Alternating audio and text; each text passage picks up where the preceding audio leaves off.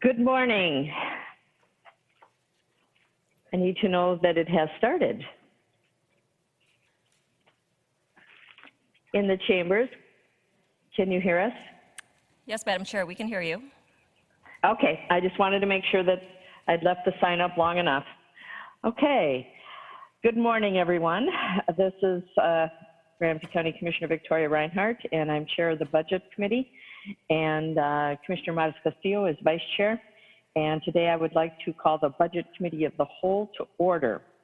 I will be reading a few comments here, and then we will get right into the last two areas of our budget before we have our public hearing, our first public hearing this morning. So we as a board approved a budget for 2021 on December 17th, 2019, as part of our biennial 2020-2021 budget. At that time, the 2021 budget called for a spending increase of $21.4 million over 2020 and a 4.5% property tax increase. Typically, during the second year of the biennial budget, the county board affirms the budget approved in the previous year and focuses more on the second year with performance measures and progress made towards the Ramsey County goals adopted by this board. However, given the fact that this isn't a typical year, and with the pandemic, significant economic downturn, and the civil unrest, all of which have impacted our community, we obviously needed to take another look at the 2021 budget. On August 25th, 2020, the county manager, Ryan O'Connor, recommended a 2021 supplemental budget to the Ramsey County Board. The proposed supplemental budget for 2021 calls for a spending increase of $5.8 million over 2020 and holds the levy change at 0.0% between 2020 and 2021. No small feat as far as trying to make sure that we meet our needs and do so in a way that increase needs actually in a way that will keep the levy change to 0.0%. Meetings with the service teams on supplemental budget changes and performance measures started September 1st and go through today. Let's see, the schedule is available, and there is more to come on the budget, but the meetings, the budget hearings for the individual budgets will be done today, but there is more to come. So that, let's see, the schedule is available at www.ramseycounty.us/budget. And by the way, the open data portal has all of the information if you, the public or anyone wants to dig deeper into each part of the budget or any of the activities within Ramsey County. We're very proud of the open data portal. The deputy county manager of each service team will provide an overview of the service team and the 2021 impacts of the proposed budget service delivery and an update on the strategic priorities. The controller will follow with major changes in the proposed budget, and each department director, which there are two this morning, will present their performance measures and speak to any specific departmental budget impacts on service delivery. After each presentation, I'll open the floor for discussion by board members. And today we will also be holding, as I said, our first public hearing on the 2021 budget. That meeting will be held at 10:30 this morning in the council chambers with commissioners appearing virtually via Zoom. So right after we are done, well, at 10:30, whether we are done with those two budget hearings or meetings or not, we will have the public hearing at that point. We acknowledge, obviously, that the pandemic limits in-person opportunities, so we are making accommodations to the extent possible for residents to provide comments through electronic or non-contact means. So I'm not sure if we have anyone that has signed up yet, but I guess at this point, well, I'll still give the phone number, and then email comments can also be submitted, some of which have already been submitted. So if you'd like to speak to the board, you at this point probably need to sign up in person, but you can also call the chief clerk at 651-266-8014.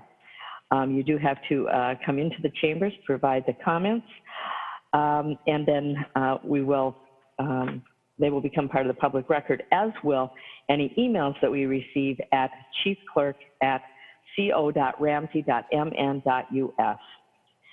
And if you want to come in to the chambers and sign up in person, obviously all of the protocols for COVID-19 will be observed so that everyone stays safe and healthy.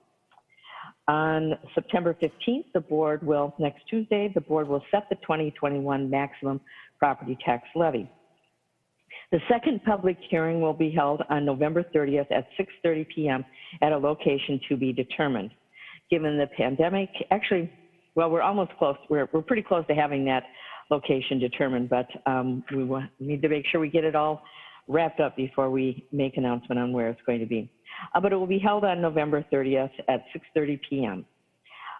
Given the pandemic, again, we are currently looking at the technologies that we can use to hold that public hearing virtually and in person as well. On December 1st, the Budget Committee will discuss budget changes to the 2021 budget if there are any that are requested by board members. And on December 15th, the County Board will give final approval to the 2021 budget, including any changes approved by the Commissioners and the Committee, and set the final 2021 property tax levy. Again, the Vice Chair for the committee is Commissioner Trista Matas-Castillo. I thank her. I thank County Manager O'Connor, CFO Kutza, and all the staff. And there are so many people that are involved in this budget. And if I started to name more, I would obviously forget someone. I already mentioned the open data portal. I would also like to say that there will be more information coming out about our budget and different parts of it now that we are getting through the public, the meetings of the Budget Committee of the whole.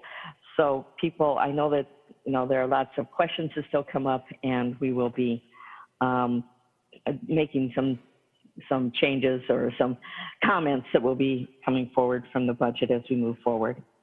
Let's see here. I do want to point out, and when we get to that part, but any comments that are received become part of the public record.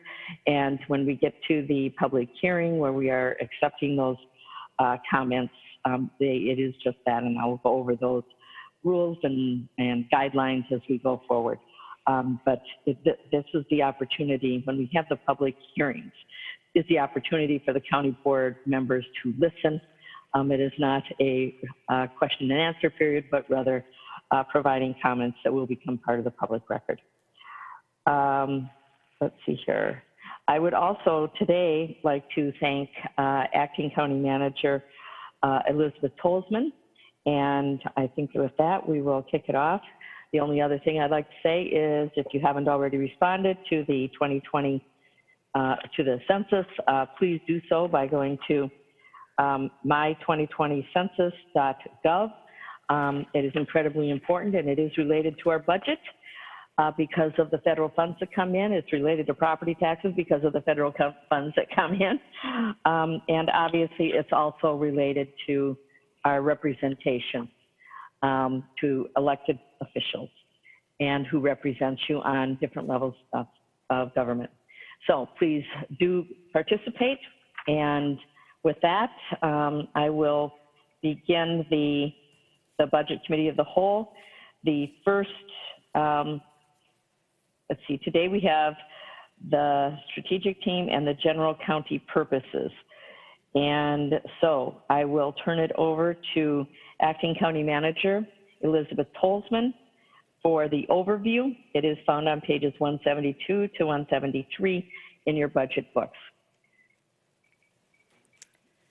Thank you. Thank you. Can everybody hear me?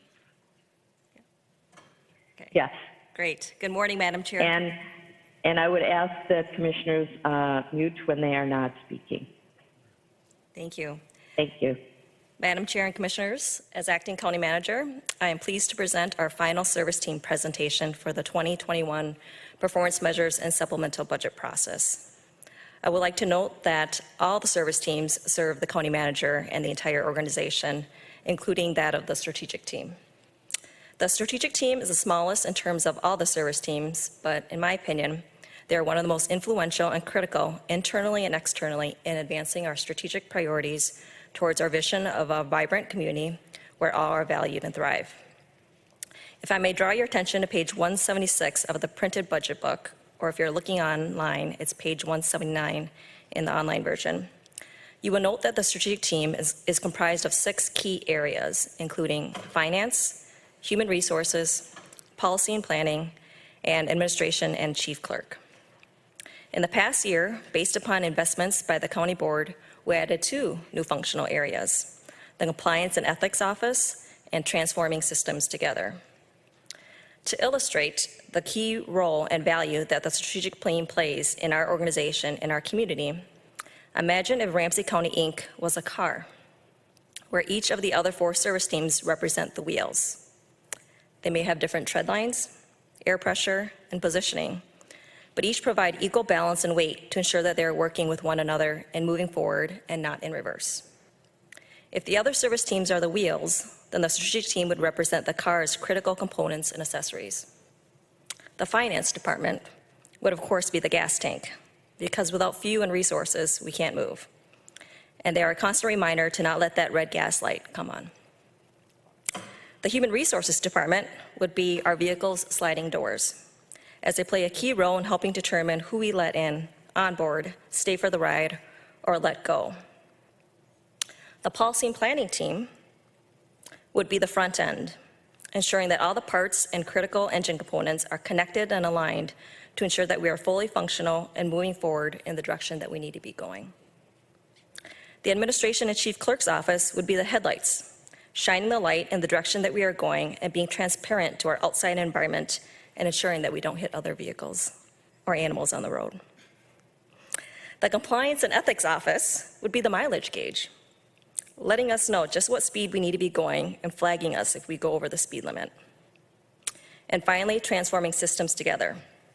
It represents the people in the vehicle, including who is driving, who's riding shotgun, and who's in the back seat, either being complicit or simply enjoying the ride.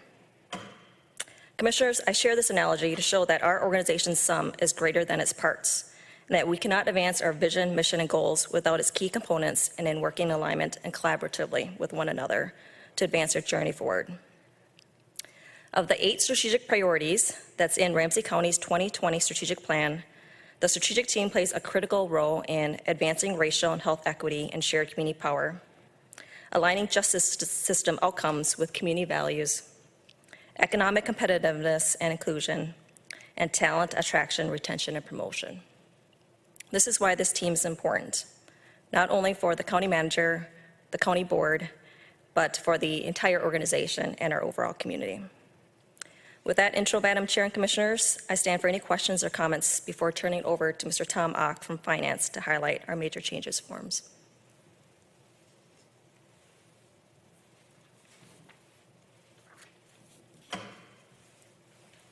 Okay, I do not see any comments or questions. I do think that your analogy was spot on and a wonderful overview of how we work as a county.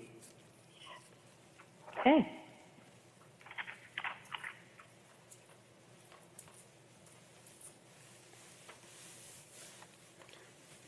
Madam Chair, Commissioners, my name is Tom Ock and I'm from the Finance Department.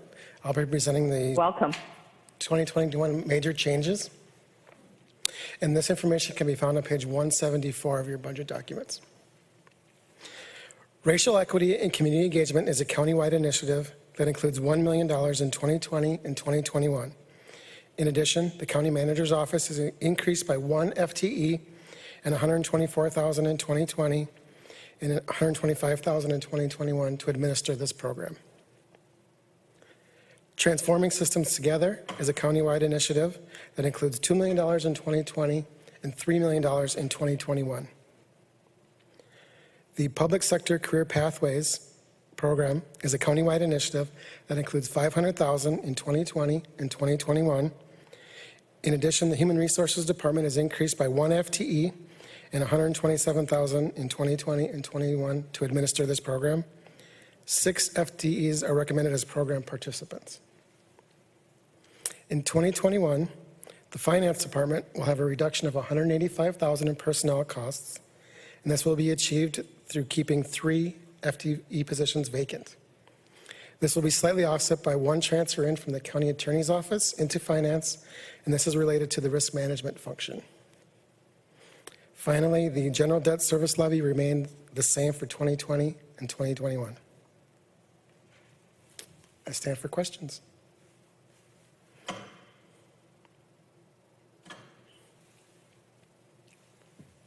Commissioner McGuire. Sorry. Thank you, Madam Chair. And I also wanted to thank Director Tolzman for her great analogy of the car. That was wonderful. And thank you, Mr. Director Oakes. Just a question. I've, throughout these budget hearings, been very impressed that we have needed to cut so much of our budget, but that we've kept some of our initiatives going, and that we have not cut everything across the board, that we have continued to invest in the things that we that we feel we need to keep investing in, and that includes racial equity, community engagement, transforming systems together. So would it just clarify, or just to affirm that these dollars, are coming from obviously other parts of the budget? We've just we're continuing to invest, so we're not cutting across the board, and these dollars are coming from other parts of our budget, obviously, to be able to continue to invest in these. And I just wanted to say that out loud, that I'm proud of the county for doing that, for not cutting everything, that we really need to keep investing. So can you affirm that? Madam Chair, Commissioner McGuire, that is correct. The reductions in the strategic team primarily came through vacancy and rent reductions. Thank you. Thank you for that, and for keeping our very important, most crucial initiatives going. Thank you. Thank you, Madam Chair. Thank you. I don't see any other hands up.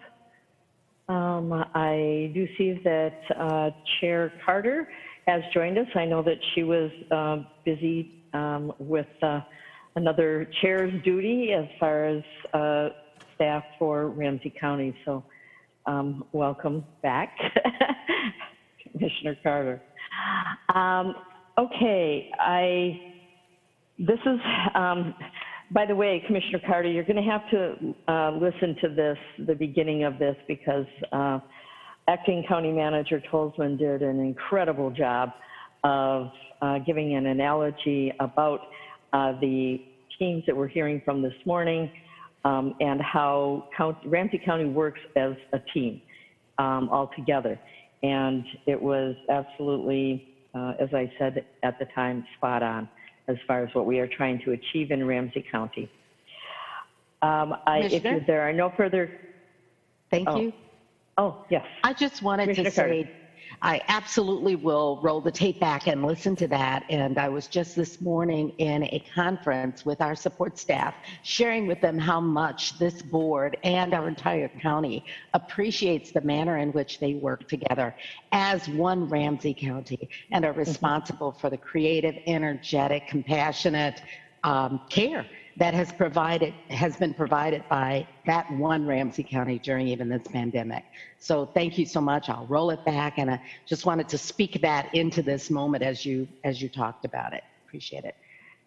Yes, and that's so incredibly important, and I think it's even more apparent to the public that we are one Ramsey County because of the way we have responded to the pandemic. And making sure that people understand that Ramsey County is open and that we want to provide the services in the best way we possibly can. So again, I know that I'm kind of doing an overview of what we have done throughout our budget process, but that's how this works. It all comes together. So, sorry, we have been kind of ignoring you at the podium there, but great job. And it's my understanding then that policy and planning, that actually Acting County Manager Tolzman is also going to speak to this. Thank you, Madam Chair and Commissioners. As the Director of Policy and Planning, I am pleased to lead off the presentation on behalf of the strategic team. I would like to acknowledge that as a team, our finance department bore the greatest lift and impact in helping us reduce our service team reductions, as shared by Mr. Tomac. Before we go into our metrics, I would like to acknowledge and recognize two people in this room today. First is Zachary Hilton. He's sitting on the table today. He's been running the open data portal throughout all the service team presentations, and also has been a key leader in defining this overall process with us in this past year. I'd also like to recognize Mi Cheng, the PMAT lead for the strategic team. She's also at the table this afternoon. She was very critical in helping us get our forms, holding discussions with each of our respective divisions and areas to ensure that we presented our work as a team. I also want to thank those on the strategic PMAT team, Tomac, Sandy Blazer, and Sandra Hawkinson. 10 months ago, we started this process with community through visioning sessions to set the foundation and stage of what values and vision our community has for our future and the goals that they want to hold us accountable to. In January, we leveraged the expertise and talents of our in-house evaluation experts and trained all of our PMATs in the results-based accountability framework to integrate it in the performance measurement process. In March, we were in the midst of finalizing and showcasing up to 5 to 7 metrics by department when the pandemic hit us, forcing us to pause, condense, and be agile in the entire performance measurement process. The entire policy and planning team was redeployed to support the county's incident management team, including redesigning our service delivery, homelessness and housing stability, and food security and basic needs. We did this across 7 days and 2 shifts from 7 a.m. to often midnight, along with other support staff from across the county to make this happen. We also did this while ensuring a complete consensus count, supporting our immigrants and refugees in our community, and helping advance key policies in safety and justice such as bail reform, fines and fees, criminal justice, and our partnership with the Burns Institute.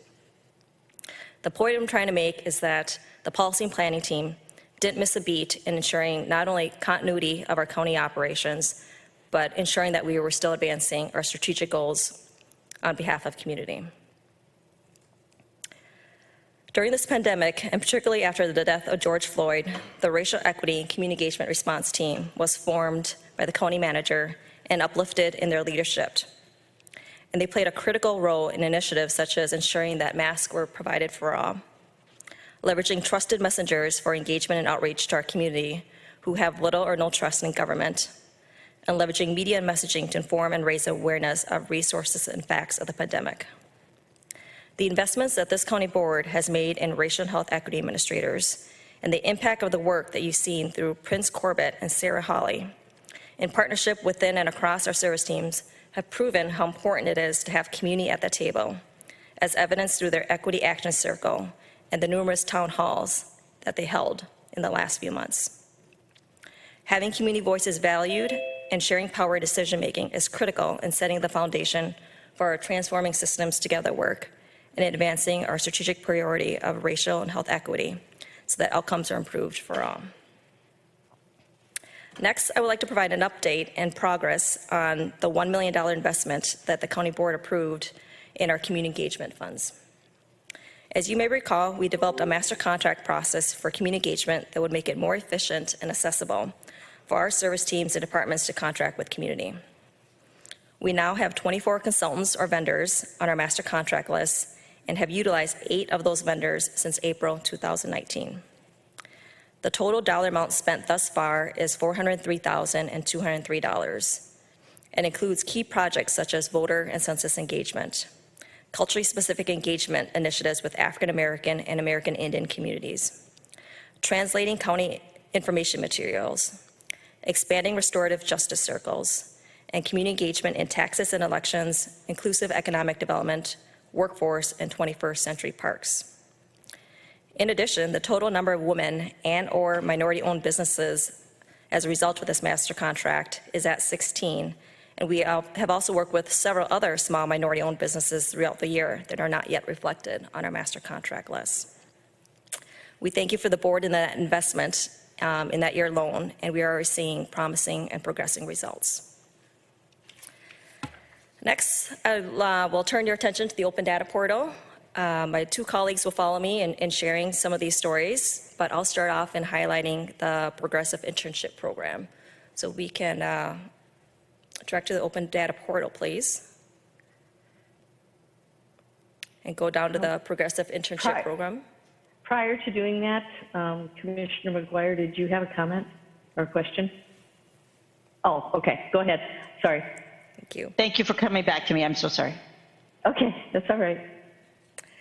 So our Progressive Internship Program is a program where we solicit undergraduate students from either St. Paul College or Metro State so that they can have hands-on experience to complement their areas of study within Ramsey County.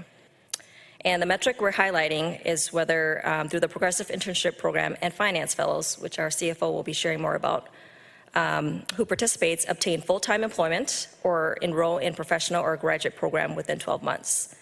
And that full-time employment could be within Ramsey County or outside Ramsey County.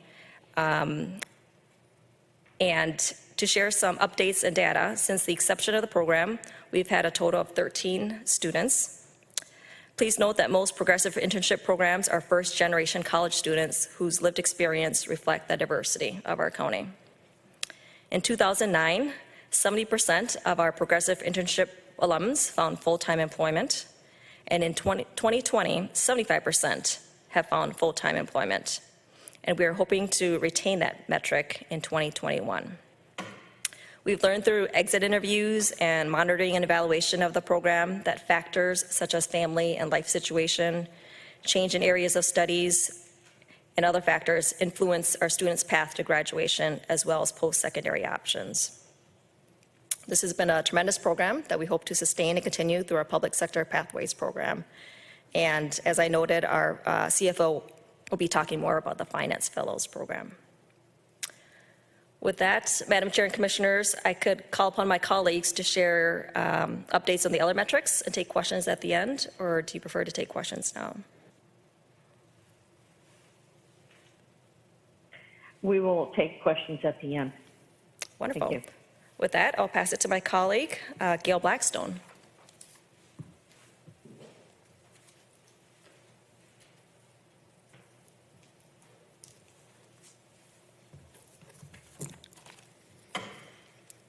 Good morning, Madam Chair, Commissioners. Morning.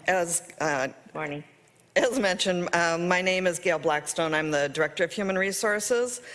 COVID-19 hit us at a time when Resources was really heavily involved with project work for our talent attraction, retention and promotion, and of course our daily operations.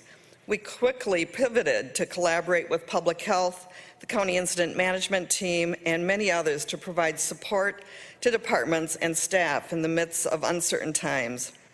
In just the first month alone, we provided additional leave benefits for our employees, 80 hours of leave that were prorated and available to help with benefit issues related to COVID-19. We extended our vacation and floating holiday capping dates from May to August to provide time for employees to bring those caps down before that capping period would hit. We broadly expanded telework arrangements for employees to be able to work at home. During this time, we provided access to daycare to employees who had needs to care for children younger than school age. Ramsey County contracted with the YMCA to provide care for children who were 6 weeks to 5 years old for a period of time. We expanded our online training opportunities in support of employees through our learning platform to include mindfulness, reducing stress, and prevention of COVID-19. We coordinated communication to employees regarding their flex spending amounts to be able to make adjustments because of COVID-19. We implemented with health partners a waived cost sharing for testing and treatment of COVID-19 for employees. And of course, a huge lift around centralizing and standing up our Family First Coronavirus Response Act leave processing for our employees. From that period on, just some of our additional significant accomplishments included hiring and onboarding shelter workers in a record pace, providing safe and secure place for our most vulnerable of our residents. We worked with housing operations side by side over the past few months to stand up additional shelter operations, both respite and hotels, and hired over hired and onboarded over 100 shelter assistants and leads. We stood up a redeployment center to work with departments to redeploy employees who could no longer work in their current roles due to COVID-19, or where we needed to redeploy employees to critical roles within the county. To date, we have redeployed 75 employees, both for short-term and longer-term basis across the county. And the last example I'm going to give for now is how we have adapted our new employee orientation, including our Advancing Racial Equity, to a virtual platform, and within 90 days began offering the full scope of our learning opportunities virtually, including a countywide leadership group with over 240 employees with breakout sessions on taking care of themselves, supporting the organization. These are just some examples of the work that HR has done as we needed to pivot during this challenging time. I want to move next to our workforce statistics information. At the top of page 179, 178, my apologies. The performance measures highlighted are workforce statistics. Every year, Human Resources produces the Workforce Statistics Report to compare our progress in recruiting and retention from previous years. Back in April, we presented the workforce statistics for year-end 2019 in a board workshop. The Workforce Stats Report measures the county's progress in hiring, promotions, and separations for racially and ethnically diverse employees, women, and generationally for our employees. The measures are reported for the county as a whole, by service team, and by department, and provides us with valuable information related to our recruitment and retention efforts. On page 178, you will see the first performance measure that for year-end 2019, 36% of the county's workforce is racially and ethnically diverse. We have continued to see the percentage of racially and ethnically diverse employees climb over the past 2 decades.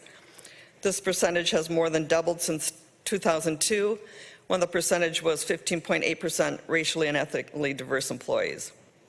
36% for our county workforce is 2% higher than the county's civilian labor force availability, which is made up of 34% racially and ethnically diverse individuals. I want to note here on this chart that the civilian labor force data estimate in the chart, which is the bottom number in that first box, should be 35% for 2020 estimate and 36% for 2021. The full workforce statistics report is located on both our intranet under Human Resources and on the public website. Additionally, statistics for the county, service teams, and departments can be found in the Open Data Portal. I now want to move to our Public Sector Pathways program, but before I talk a little bit more about that, I want to note that on page 180, the second paragraph is missing a bit of a description in the book about our broader public sector partnership program. Ramsey County is a partner in the Public Sector Partnership Program, which includes Hennepin County, cities of St. Paul and Minneapolis, and the state of Minnesota. The goal of this initiative is to attract diverse talent across the public sector, ensure career pathway graduates have access to public sector employment, retain and advance diverse employees within public sector positions, and assess and remove barriers inherent to legacy hiring practices.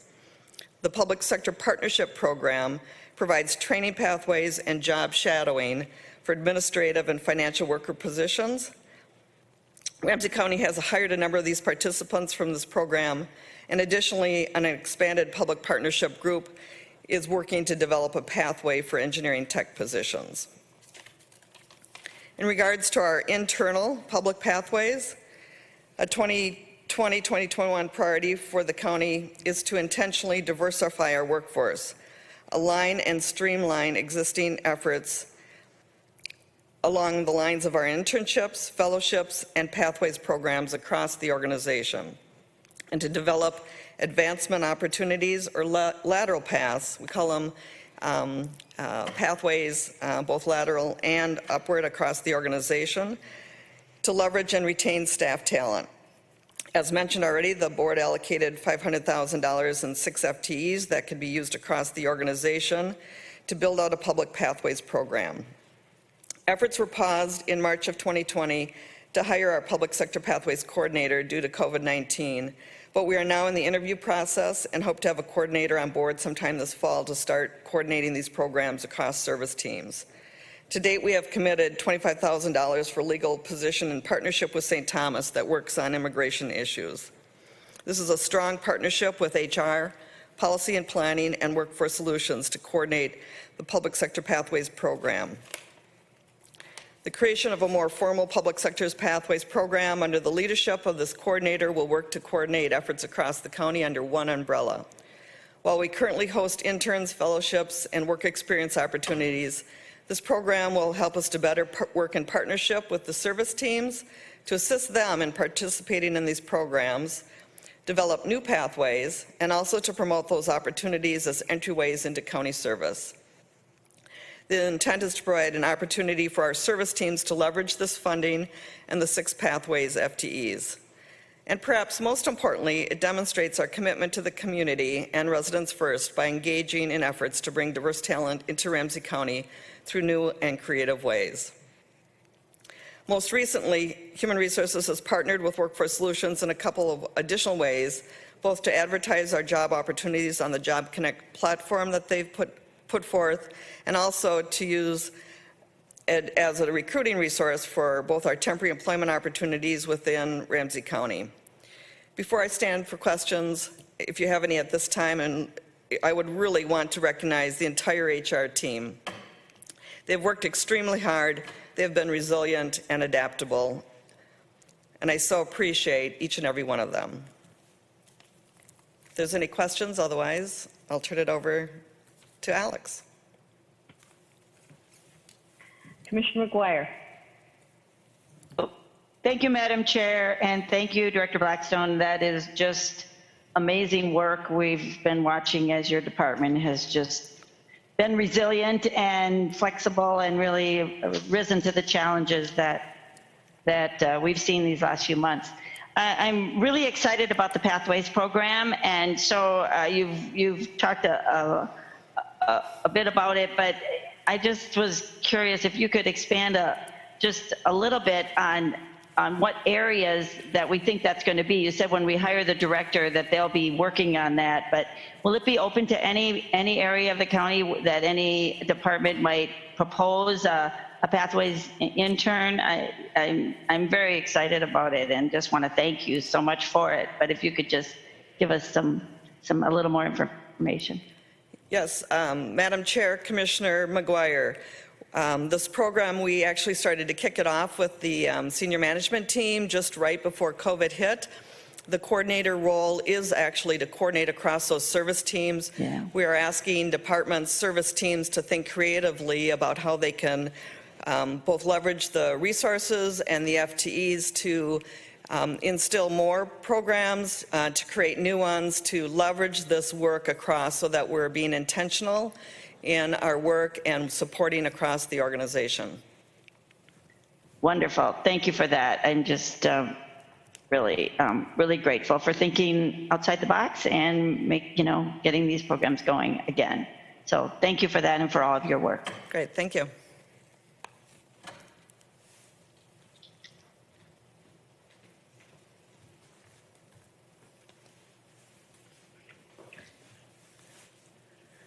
Okay, we will be moving on now to finance, which is our Chief Financial Officer is Alex Kutza. This budget can be found on pages 176 to 180 as well. Great.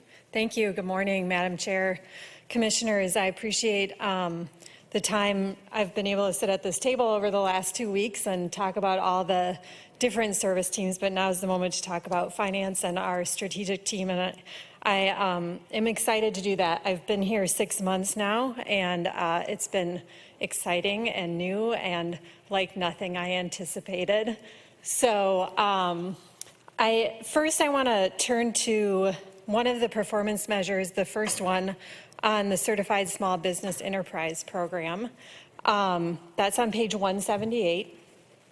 This is a program where we have been working with small business enterprise to expand this program over the last number of years. In 2012, there were 116 CERT SBE vendors, and in 2019 there are over 200. So that has been an excellent increase. Not only do the number of vendors count, but also the amount of money that we spend.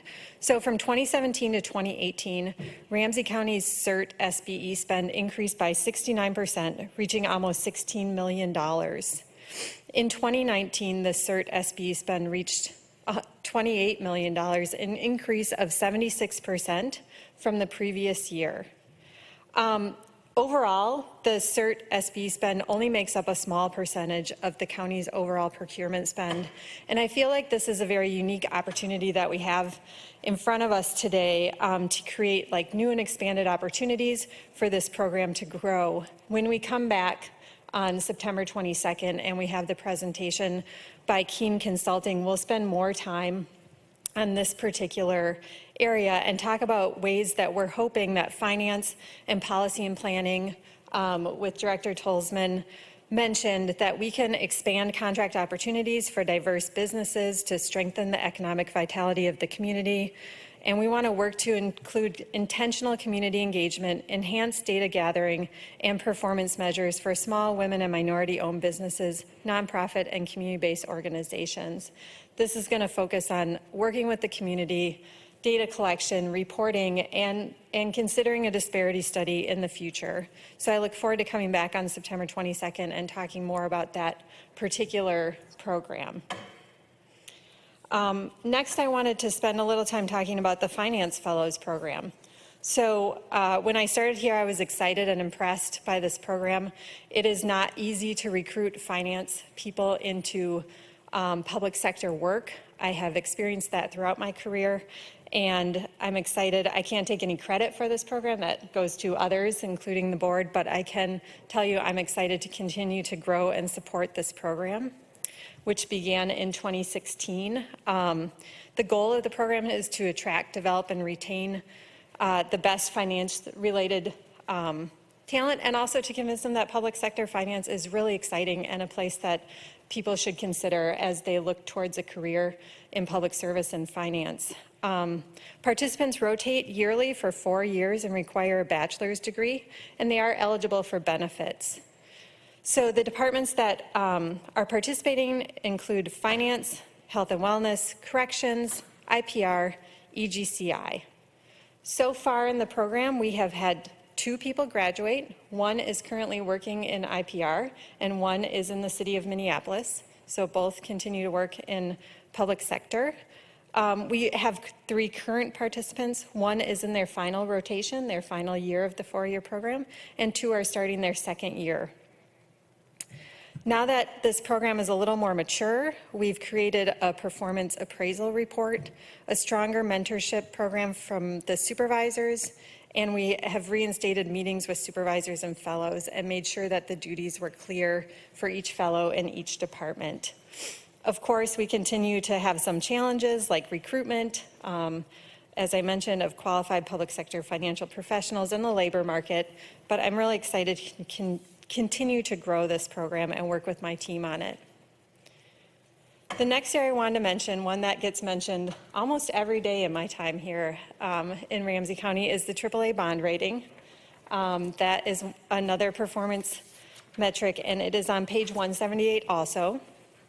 A credit rating is a strong indicator of an organization's financial standing.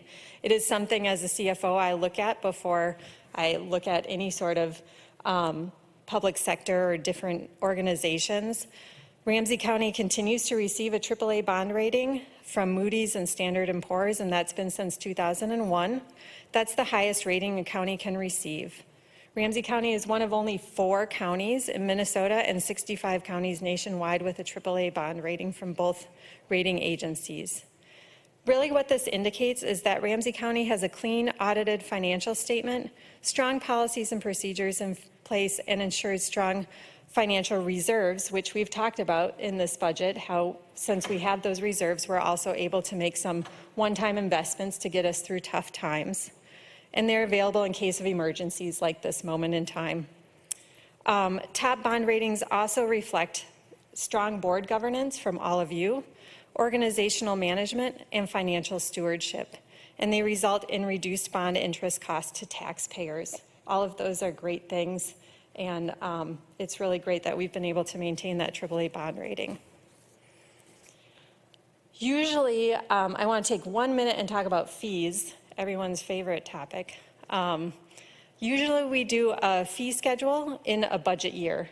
This year, I just wanted to mention that since the budget was passed, you all have approved fee changes in both corrections and public health. The corrections fee changes were presented during the health and wellness budget hearing. They were mentioned. Finance can provide any details you need, and the fee schedule will be updated online, but I wanted to make sure I mentioned that today. Finally, I'd like to take a moment to thank my staff, but I wanted to take 1 minute to talk about Dana Nofke and her procurement team. Through the CARES Act and all of the procurement that we've been doing under emergency circumstances, they have had to work on and get out over 180 contracts in a very short period of time. They have been short-staffed some days and have used other staff other days that is outside of their usual work. And I have to say they come to the table every day with a good attitude, trying to do the best work they can, help get to yes and make it work, both for Ramsey County and the community. So thank you to Dana, I hope you're watching, and her entire procurement team. They have been doing excellent work, and it is not easy. I also want to thank Renee Vogt, who you're going to see in a minute, my deputy, who's been helping me a ton as we've navigated all of these new waters. Dushani Dai, who is no longer here, but in the city of Minneapolis, who helped get this off the ground. The entire budget team and all of finance. Over the past 6 months, I've felt very supported, and we've had some fun, because I like to say I'm the chief fun officer. And they've just been a really welcoming organization. So as well as my executive team colleagues, it's not easy to build relationships over Zoom, but as much as we've had to do that, they have made valiant efforts, and I really appreciate that. So now I stand for questions, and then I can pass it off to the next person. Thank you. Commissioner Matas-Castillo. Yes, thank you, Madam Chair. And no question, really just comments of great work between HR and procurement and contracts.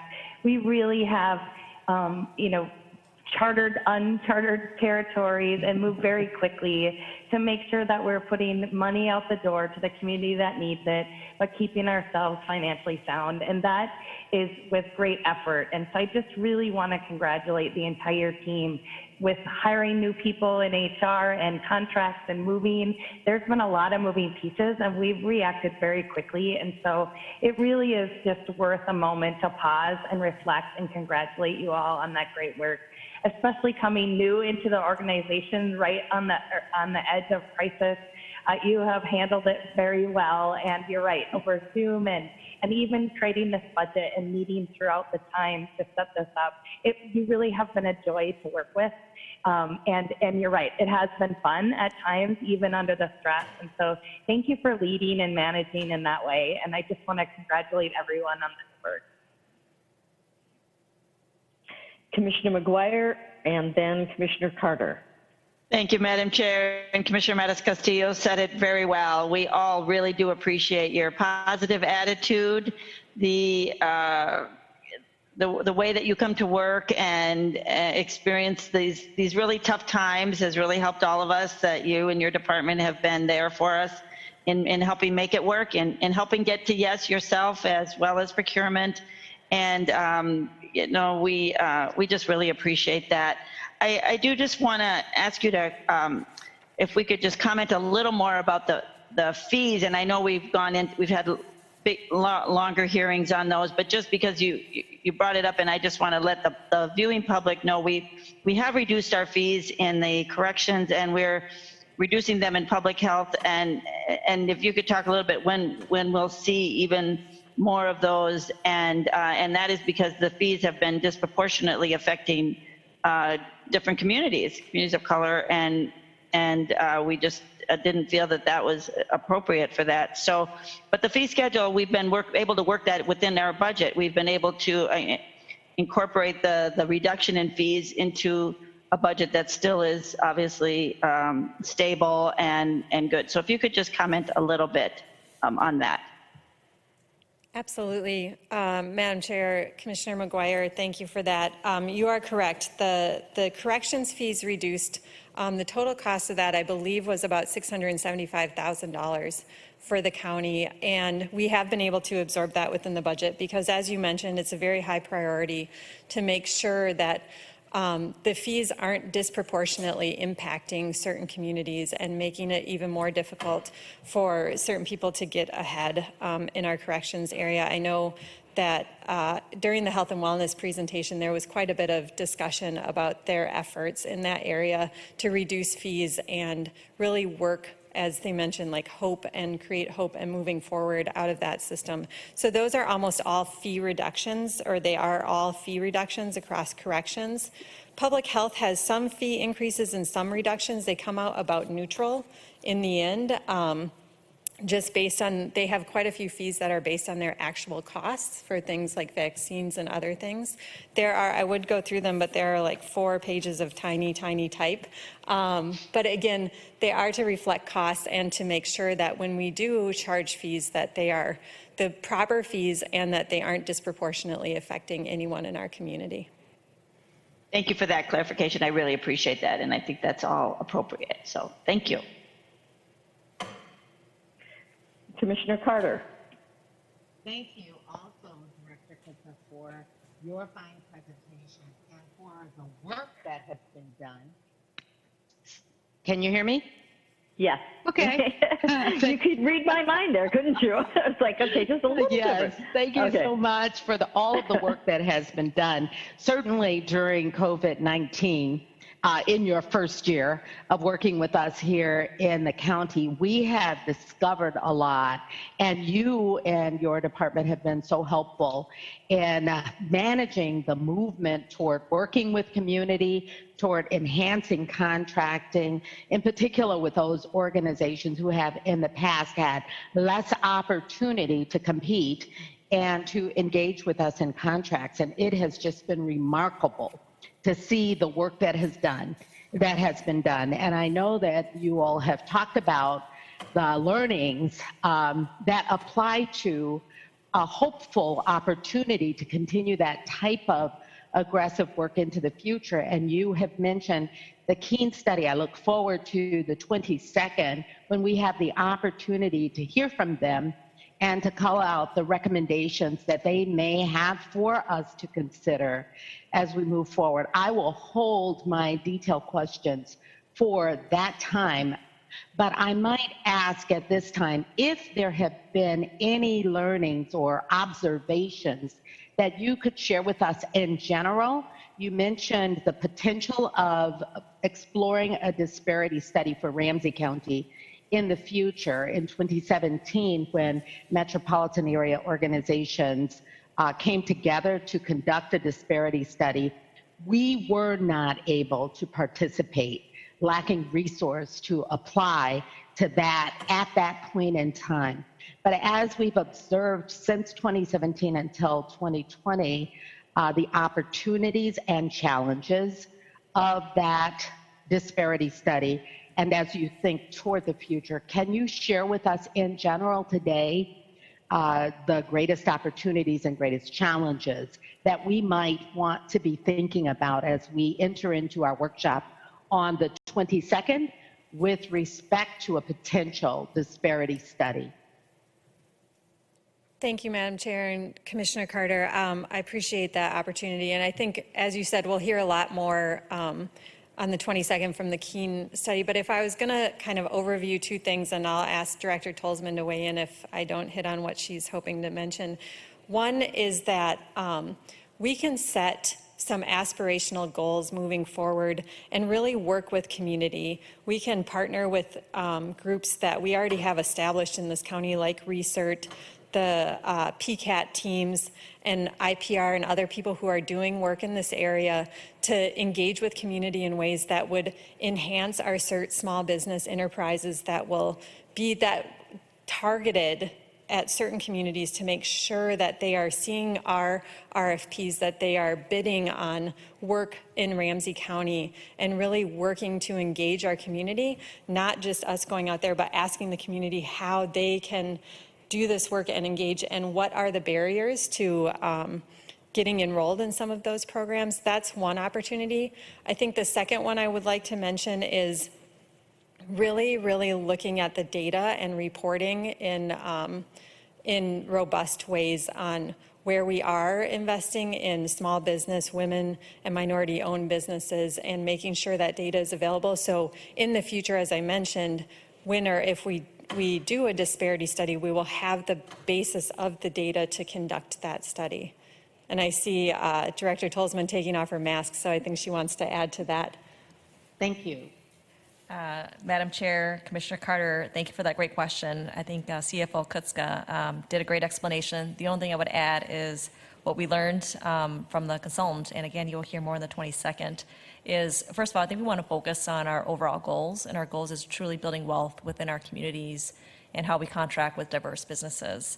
I think that Ramsey County has always had the values of incentivizing our community and not using a stick-based approach, but a carrot-based approach in this work, which may have impacted decisions in the past. But I think keeping that goal in mind is really important. It's not a question of whether we do a disparity or not, but just knowing what our goal is. I think some key components is going to be around outreach and communication with our businesses and the overall process itself and how we may improve it. There will also be areas to develop the program itself. There are various programs and opportunities in working with various certifications. We talked a lot about disadvantages and benefits of each one. Another key component is evaluation and monitoring of this program, obviously, and knowing that unlike other entities that have done disparity studies, we don't have big staff or departments or resources that help do this.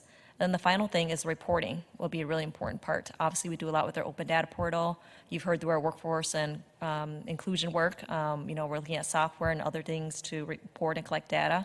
But that'll be a very important to show that we're collecting the right data, as Alex mentioned, but also ensuring that we're reporting and moving towards those aspirational goals. And from that program in itself, it will help determine whether a disparity study is the right fit for Ramsey County or not. Well, if I might just follow up to say thank you for the overview of what sounds like both opportunities and challenges. And we look forward to the 22nd. The key goal, of course, is to ensure that we are focused on a future where all are valued and thrive in our environment, and that it is able, whatever we do, to best guide us along the pathway for the changes that we need to make, the information that we need to have to ensure those steps forward. So I want to say thank you. I look forward to the 22nd and really appreciate all that you all are doing within the context of what we can do in Ramsey County and exploring within the context of what we must do in Ramsey County. Thanks a lot.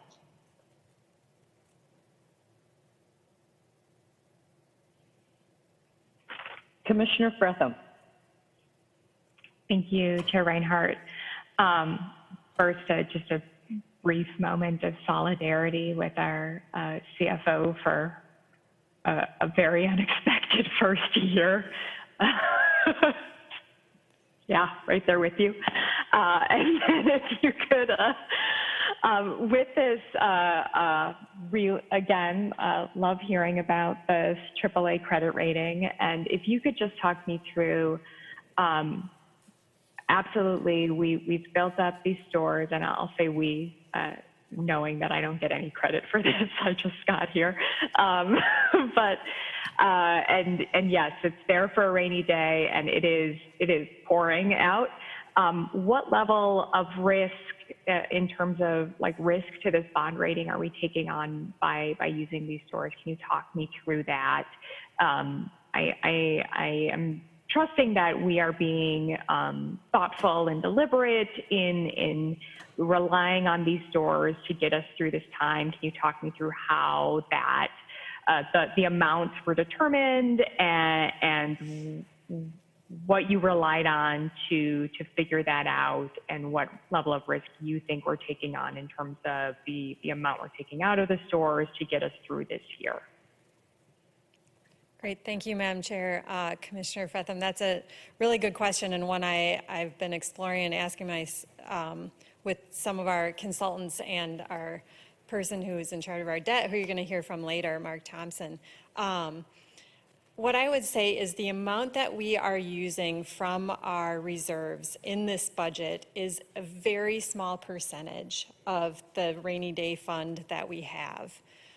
What the rating agencies look at is, first, is it one-time money? Are you using this because of a one-time issue?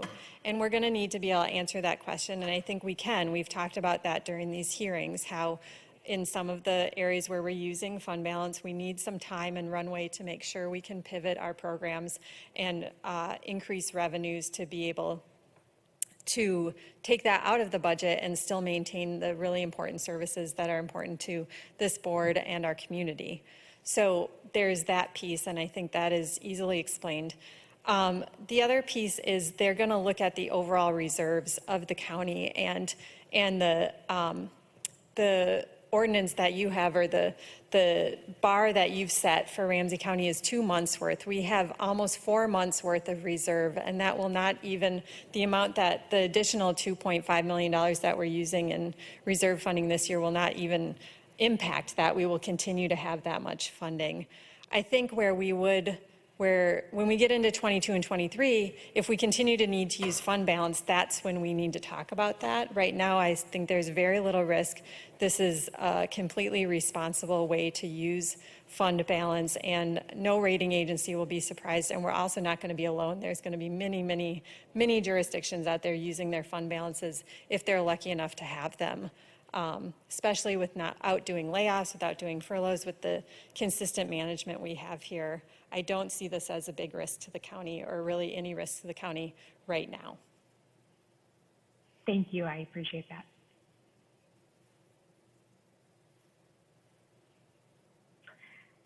Okay, thank you. I don't see any other questions or hands up at this point. So we will okay, who's next? Thank you, Madam Chair. Tom Ock is going to come up and talk about the county board. Thank you. Thank you.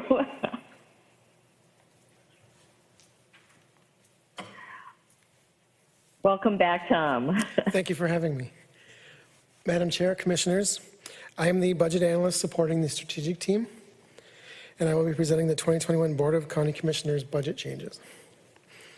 The Board of County Commissioners budget was reduced in acknowledgement of the current economic conditions and the need for a 0% levy increase. The overall Board of Commissioners budget was reduced by $49,000. The reductions were spread by a $29,000 reduction in seminars and a $20,000 reduction in commissioner reimbursement. These reductions will be spread evenly among the 7 districts, and overall the personnel complement remained even at 18 FTEs. And now I stand for questions.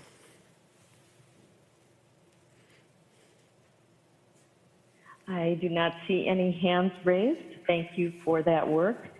And I think it also shows, and this is a very small part of the overall budget, but as was mentioned before, the fact that we are being very strategic also in how we are making the dramatic cuts in costs across the county. We took in every area, including the County Board of Commissioners, we took it and said, okay, what can we do that will still mean that we will retain or keep moving forward with our overall goals? And so I think that this is, again, a small part, but something that does show how we didn't just take a one-size-fits-all, but made sure that we really looked at each thing based on priorities and what we needed to get done. So thank you. Thank you. I do see actually one question. or one person, that is Commissioner Carter. Chair Carter. And you know what? I appreciated the comment that you just made, Commissioner Reinhardt, focusing on the ability of our budget adjustments to maintain the transformative work that we are conducting. And it wasn't really a question, it was a thank you for that. And I will say that I do see even on page 172, the response to the question that I was looking for, which was, are we able to maintain the build out of the focus on community engagement and equity? It does indicate a additional resource for equity administration, the third racial and health equity administrator. I appreciate that that is there, and know that there is a structure that is being built out in that regard. So once again, support for that work, and I appreciate your mentioning it already. All right, I'll turn over to Mark Thompson.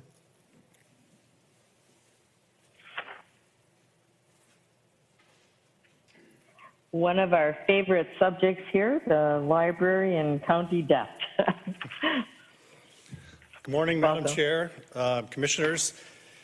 I work in the gas tank, I guess, with the Finance Department. My name is Mark Thompson. I'm the Investment and Debt Manager for the county. And I'm here to discuss the debt service budgets. And before I would just like to before I get into the budget details, I'd just like to touch base on the question on our ratings. And Alex did a great job of answering your questions. But I'd just like to add a few points. I think, yes, the financial or the pandemic has caused some financial stress on the county, and not just the county, but all local governments. And this has been a topic that we've been discussing with our financial advisor, trying to prepare for the next ratings review that we will be doing.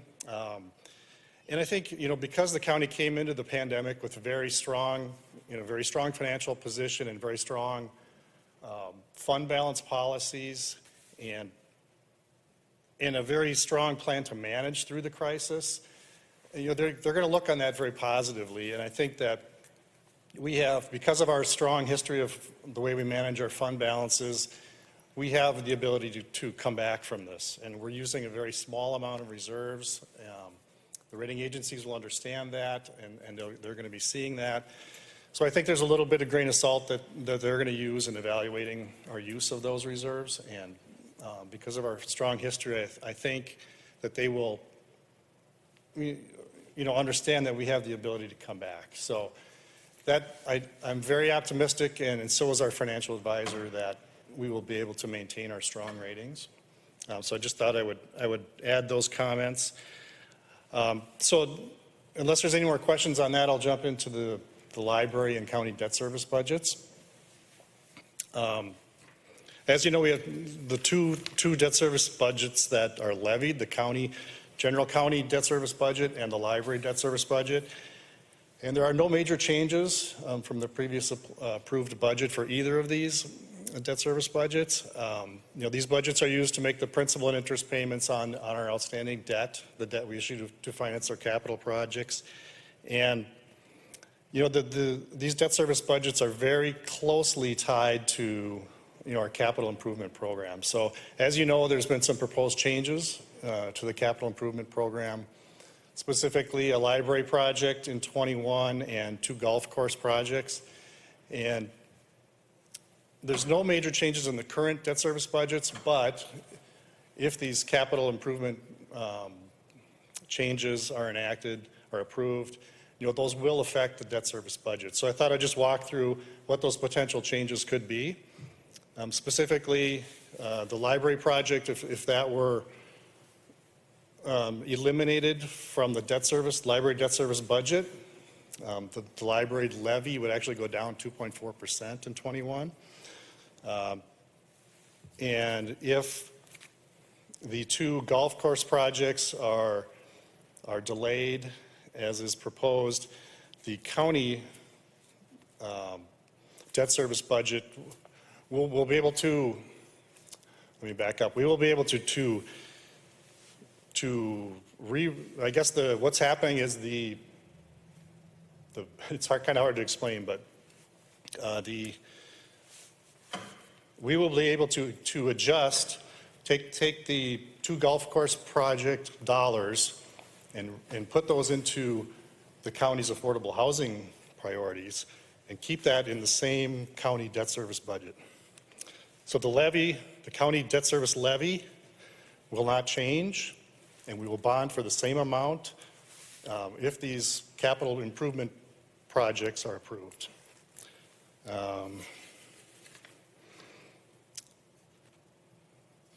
So I think that's the only comments I have. If you have any questions, I'd stand for questions.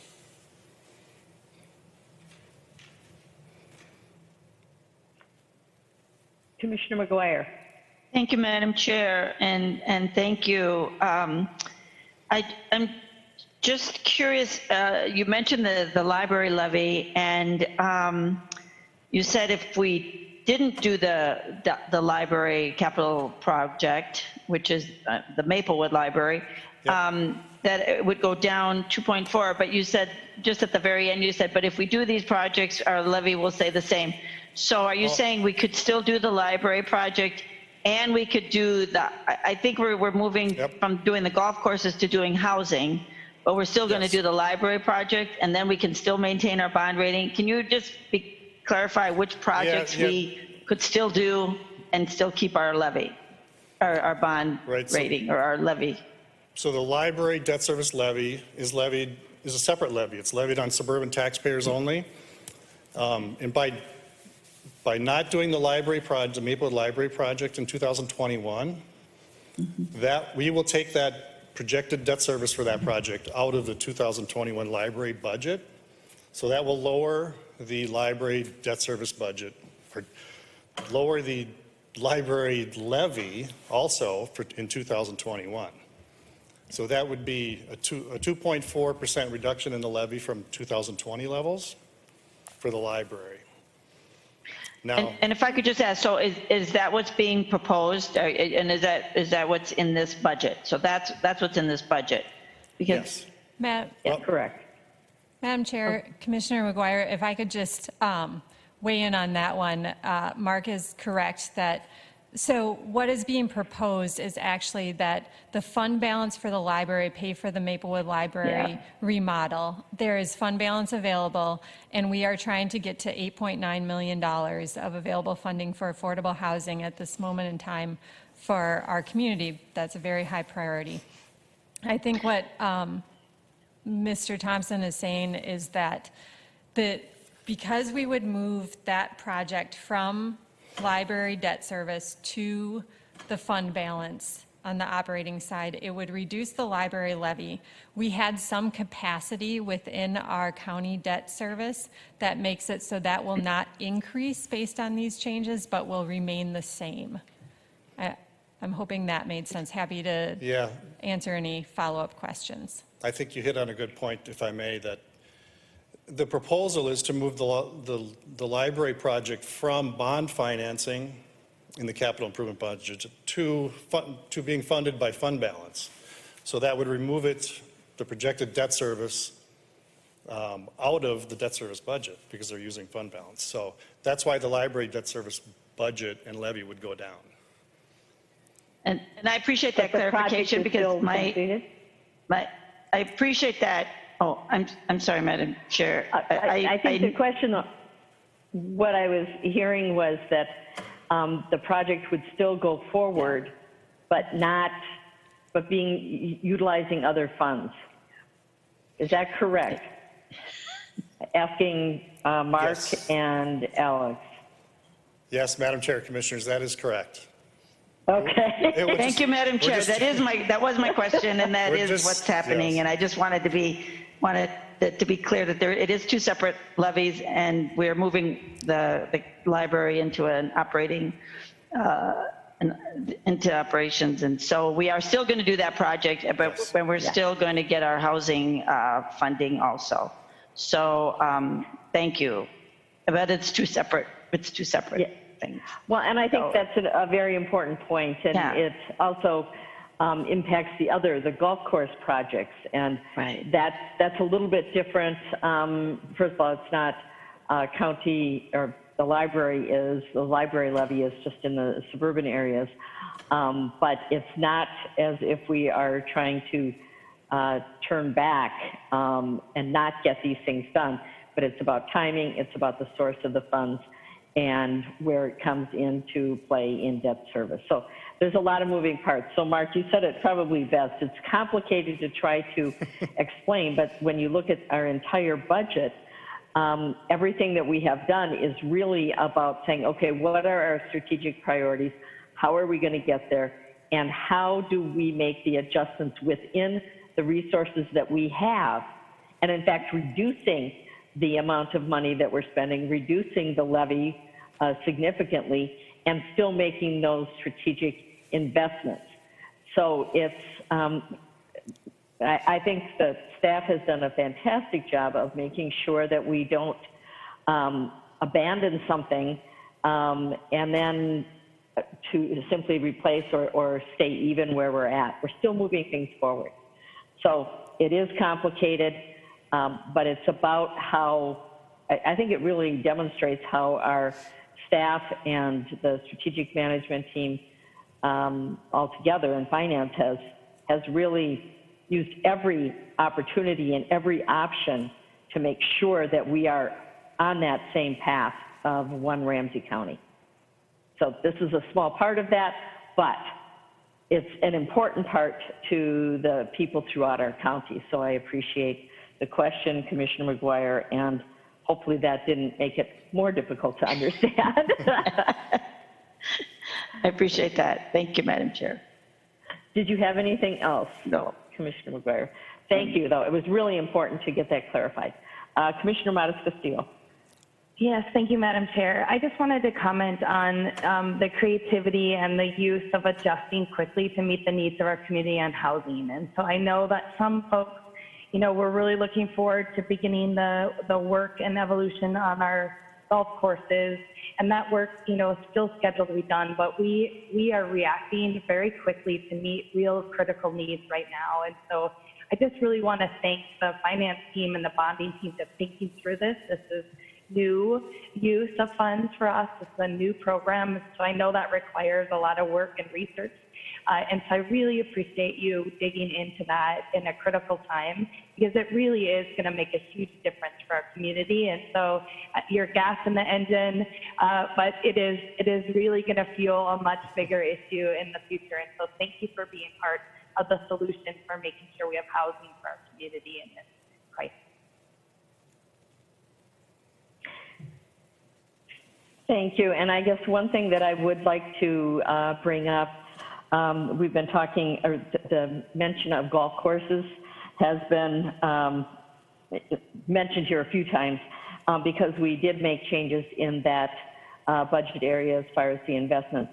I do want to point out, since there are people that are very passionate about the ponds, myself included, that is not the golf courses that we're talking about as far as the reinvestment.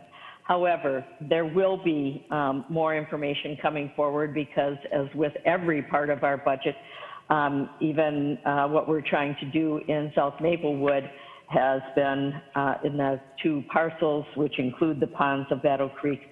COVID-19 clearly had an impact on that. So I guess what I would encourage people to do is to be patient. We are working on all aspects of this budget, including that, and we will be bringing things forward. You know, when you're set to start something in March of 2020, and we all know what happened in March of 2020, we have to make adjustments. That's the whole point, I think, of this budget, and that's one area that I know we've got questions on. We already have. I know I have. So there's more to come on that. But I think, and Mark, I'm kind of going in a little beyond what you had presented here, but really what you are doing is talking about the overall health and well-being and priorities for the county. And not to put too much on your shoulders, but at the same time, it is critical. The base that's being built here is critical to making sure that we deal with disparity issues, that we deal with housing, that we deal with the social services safety net, all of the things that we have been talking about over the last couple of weeks are critical as to how it all comes together. So taking one thing individually isn't going to get you there, but it was the fact that the entire team worked together to make sure that we got what we needed and kept our eye on the goal of prosperity, opportunity, well-being, and accountability for all. So with that, are there any other questions for Mark or Alex? Commissioner Montes-Castillo, did you have any other comment? Oh, okay. All right.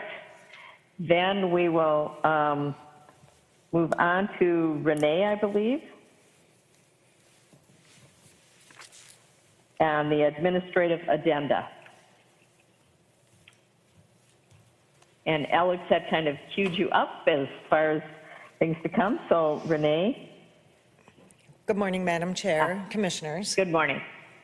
I will be presenting the addenda for the supplemental 2021 budget. These are items that have transpired since the budget book was created and published. During September 2020, there was a resolution passed. There will be a $3.5 million investment in the Highland Arena, and this will be part of the 2021 budget, which will be presented and approved in December of 2020. Along with that, there will be a change in classification for our Health and Wellness Department for their full-time equivalent employees. This will not change the overall service department number of employees, but they will be moving one individual from financial assistance services and one individual from social services. That will increase the budget in the Health and Wellness Department. So it's no change overall, but I just wanted to make sure that everyone is clear. It's just a reclassification and a cleanup since the budget book was originally prepared. And at this point, those are the only two addenda that we have for the 2021 supplemental budget. If we have any questions, I will take those now.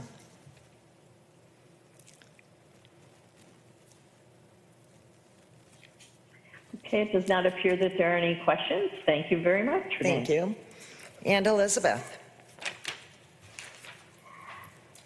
Okay, we will then turn to Acting County Manager Elizabeth Tolzman for the strategic team closing comments, and then I will provide an overview. Thank you. Madam Chairs and Commissioners, as Acting County Manager, I would like to conclude the strategic team presentation and all the budget presentations from all of our service teams that you've heard from the past 2 weeks, with humble gratitude to all those who presented and participated in this process. Throughout the presentations, you've heard our leaders share it has been exhausting and overwhelming these past few months, but they've remained resilient, agile, passionate, compassionate, and a genuine commitment to public service. What I appreciate about these budget presentations is that it's a rare and unique opportunity to truly learn about the organization and the departments within Ramsey County and the talented leaders of our organization, including their challenges, successes, and progress of our work to date, while knowing that we have many things to improve. We appreciate the board and community's grace and patience in this condensed process and for the minor edits we corrected throughout. Our 2021 performance measures and supplemental budget reflects transformative change in a changing community that reflects our vision, mission, and goals and retains our strategic priorities. It integrates our core values of people, integrity, community, leadership, and equity. It focuses on people and service delivery, both those served by Ramsey County and those who work for our organization. It prioritizes our residents-first approach in new, tangible, and significant ways. It advances systems transformation, particularly in building wealth, wellness, and healthy communities that reduce justice system responses. It elevates our work on racial equity and shared power with community. It focuses on successfully implementing and managing change in a dynamic environment. And it brings our vision and words to life through intentionality, agility, resilience, and action. Going back to the car analogy that I shared in my opening remarks, I would be remiss to share that the county board plays a critical role in this vehicle as well. You are the Siri in our navigation system in 7 different voices.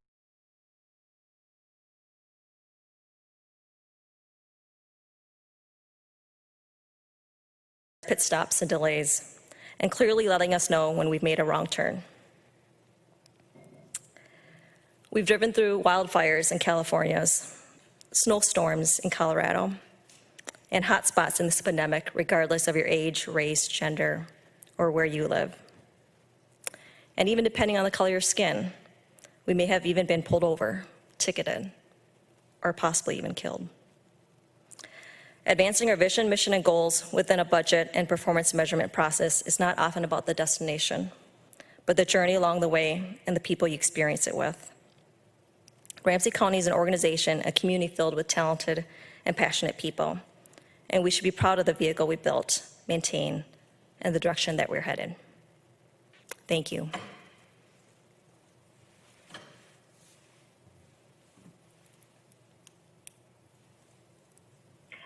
Before I do the overview, Commissioner McGuire has a comment or a question. Thank you, Madam Chair. I think I would just share with all my colleagues' sentiments that we just are so grateful to you, Director Tolzman, for all of your work. You are always responsive. You lead a department that is crucial. I love your car analogy. I just love the work that you do, thinking outside the box, the way that you help us all understand what the work that we want to do and how we can do it. And I just thank you so much for your work and for the people that you brought, that you've gathered around you and that are really helping us with our vision, mission, and goals. So I just want to give a personal thank you for helping me in the work that I'm trying to do here, and I know that the board would share that too. But thank you so much. Thank you.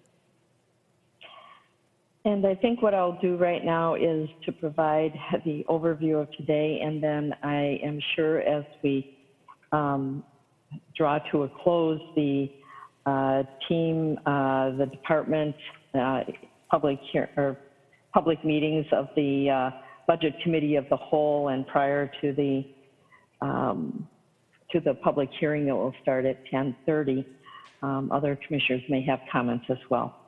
As far as what we have heard today, I think that I'll start out with the fact that one of the things that happened with COVID-19 and the death of George Floyd is really everything coming together, talking about what we needed to do as far as our priorities. It really brought to the forefront the disparities.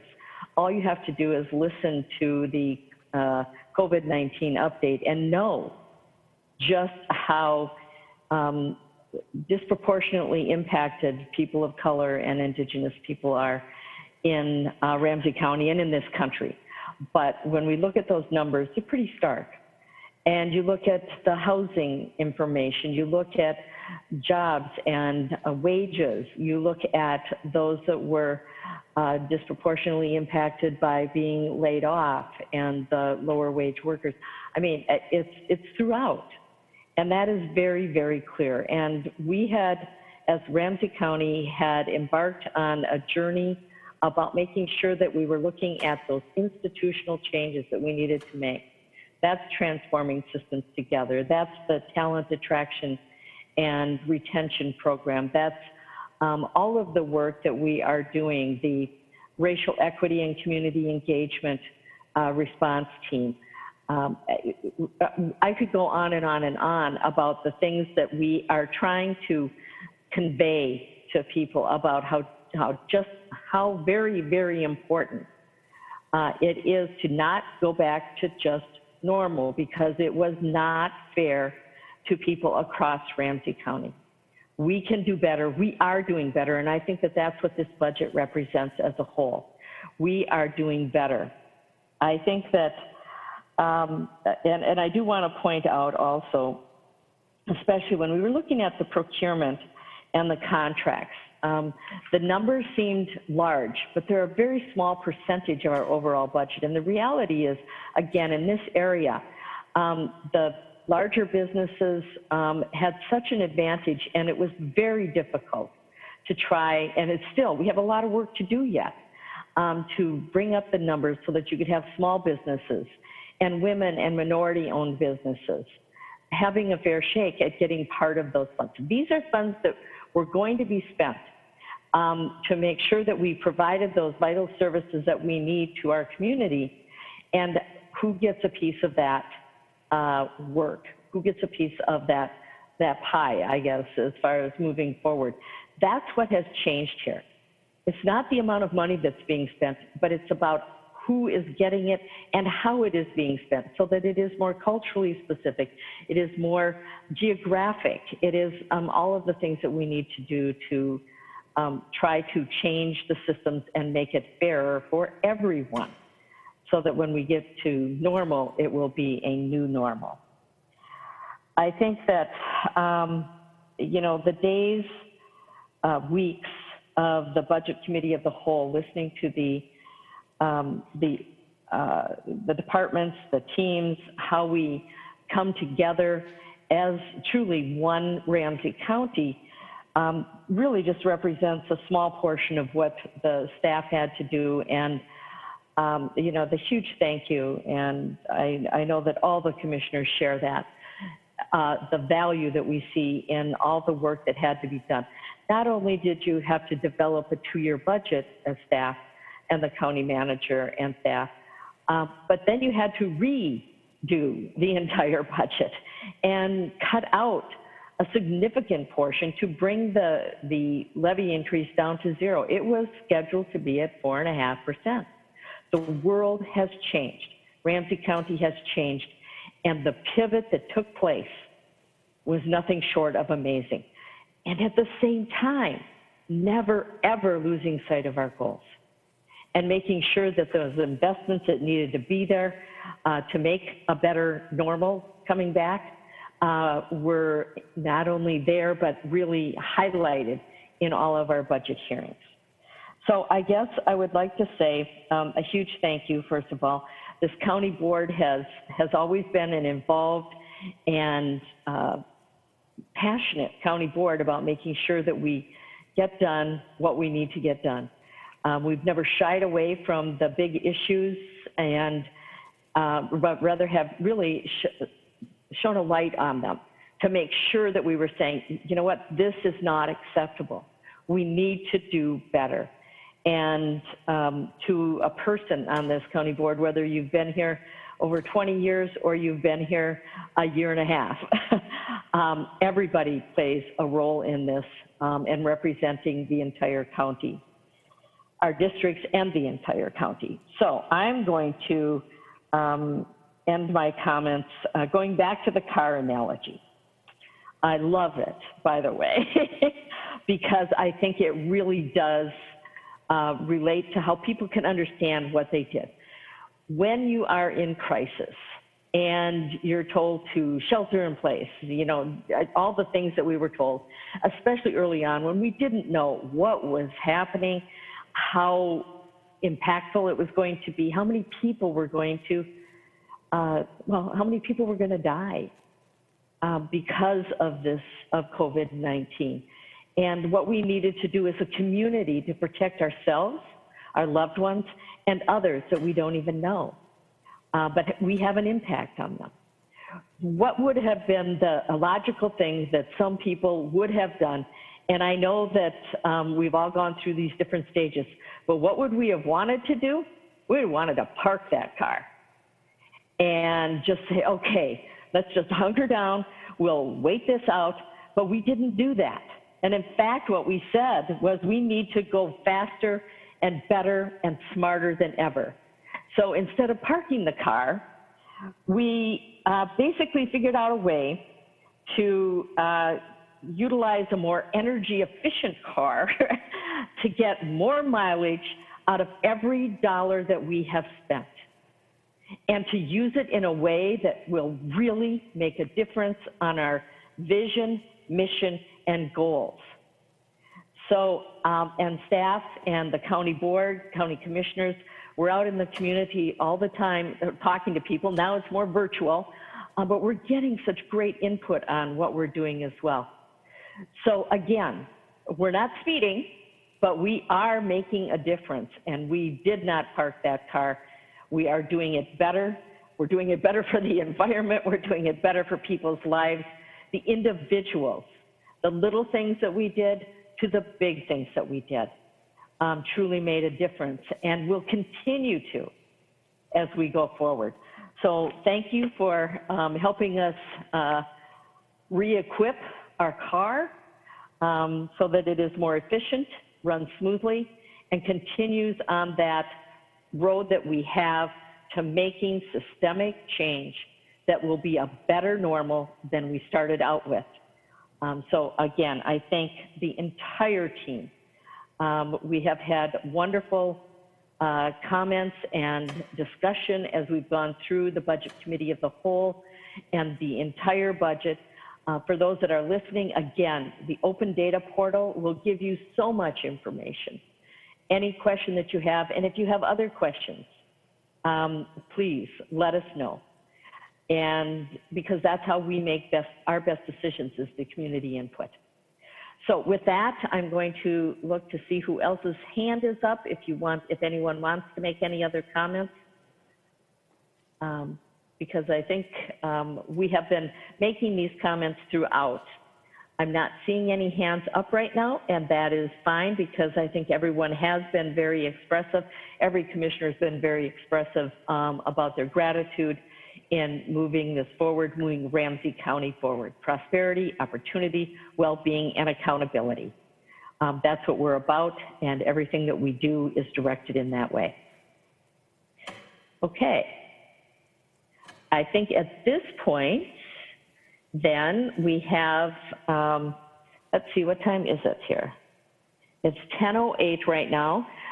We have that would conclude our departmental and strategic service team budget committee meetings. And we will, I'm going to, let's see here. Going to end this meeting, and at 10:30 we will come back because we need to start it at 10:30 and not before. The first of our two public hearings. Again, I guess I will end with kind of just going over the calendar. Again, this concludes our meetings with the service teams on the supplemental budget changes and performance measures that started on September 1st.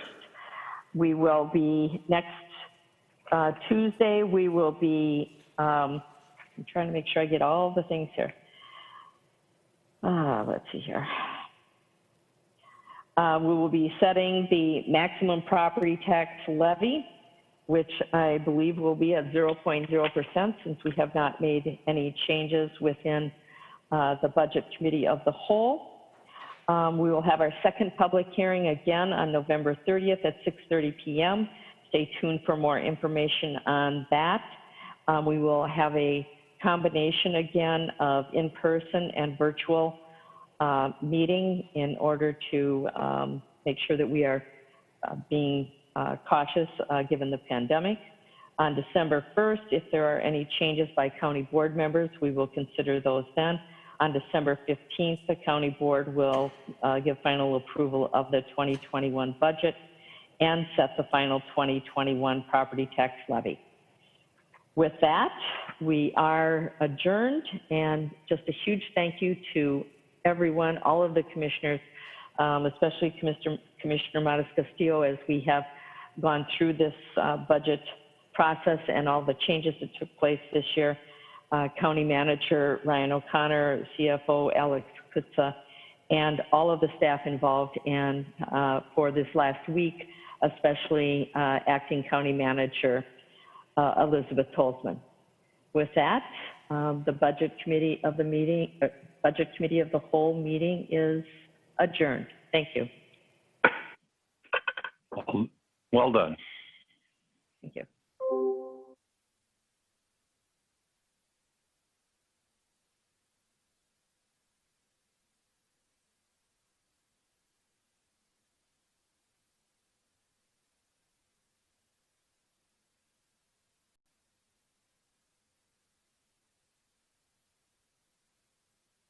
our public hearings.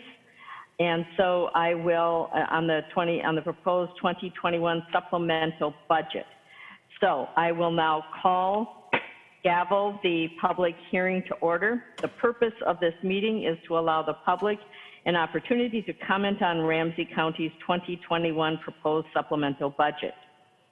If you came here to speak at the public hearing, when you are called to the dais, please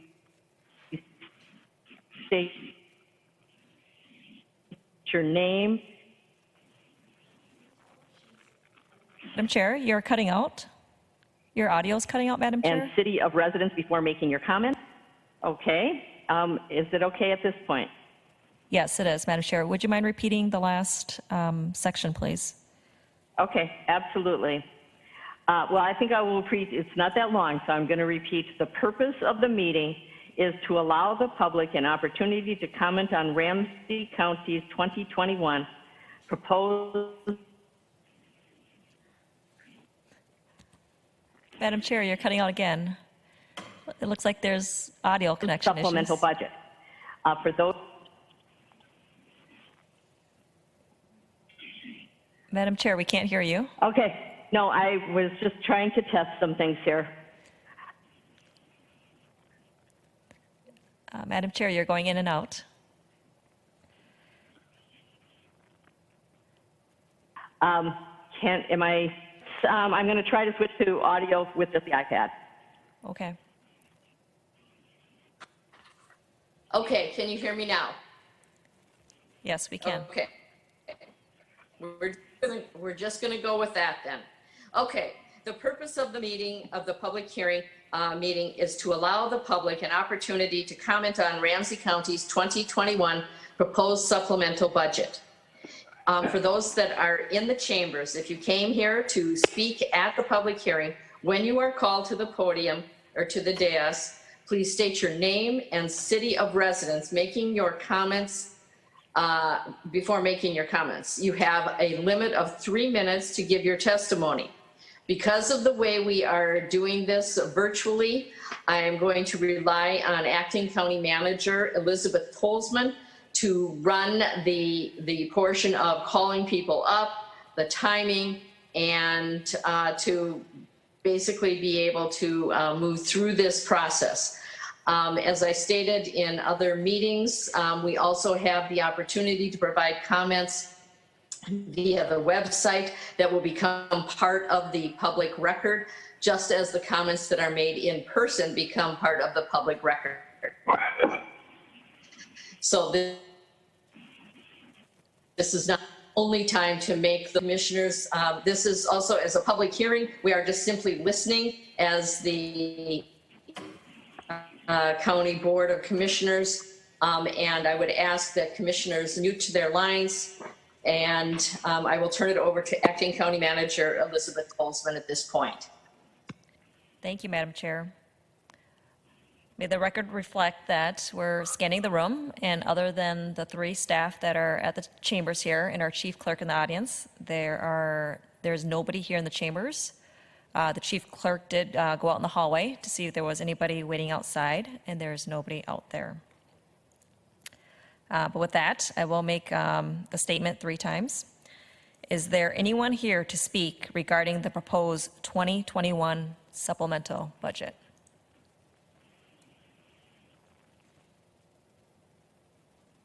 Once again, is there anyone here to speak regarding the proposed 2021 supplemental budget?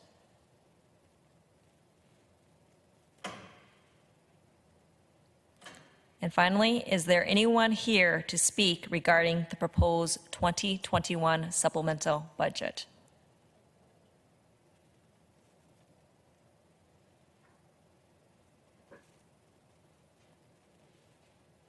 Thank you, Acting County Manager Tolzman. We have called 3 times for anyone wishing to speak. Again, we do have comments that have come in via the website that will be entered into the public record. And we have that open so that folks can still provide comments. as we move forward. This is the first of the public hearings. The second one will be on, okay, I've got it here, on November 30th at 6:30 p.m. And you will get more information about that. But the public comment on our budget is open. Go to the open data portal. And with that, if there is no one that has come in since we since I opened the public hearing, seeing none, I will officially close this public hearing. The meeting is closed or the meeting is adjourned. I thank all that participated, and we will see you at the meeting next Tuesday at the county board meeting, where we will approve the 2021 maximum levy. Thank you very much. Thank you, Madam Chair. Thank you, Madam Chair. Thank